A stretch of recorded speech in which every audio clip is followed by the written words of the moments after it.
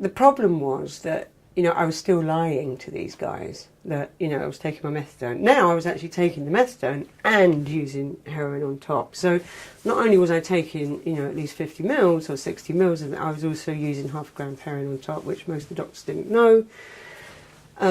So I guess I am ultimately quite a good liar, we have to be. And in fact, what happened in the end was a lot of people put pressure on my partner. He was a great AIDS activist. He had the virus and he was placed, I think, in history to do a very important job, to start talking about the human right to use drugs. His name was John Mordaunt, and I'm very proud that I had anything to do with him. He was advised by a friend of mine in NA, Narcotics Anonymous, our self-help group for those who do not want to use anymore, to dump me, because otherwise I was just going to kill myself. And he did. Because by then I kind of had an understanding and insight into who I was and how I behaved, and that I didn't want to experience pain, and etc., etc.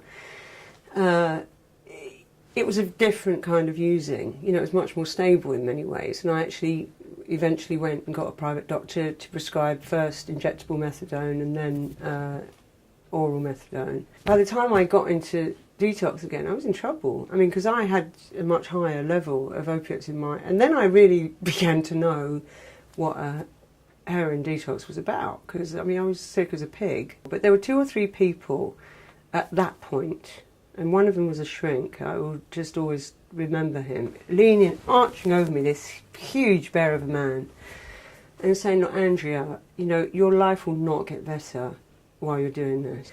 And I just remember feeling, you know, he knows what he's talking about. This guy is dealing with us all day long, you know, he knows. And, you know, previously there'd been a nurse in Casualty when I'd OD'd who was just deeply compassionate for a few seconds. And I just remembered these very important moments.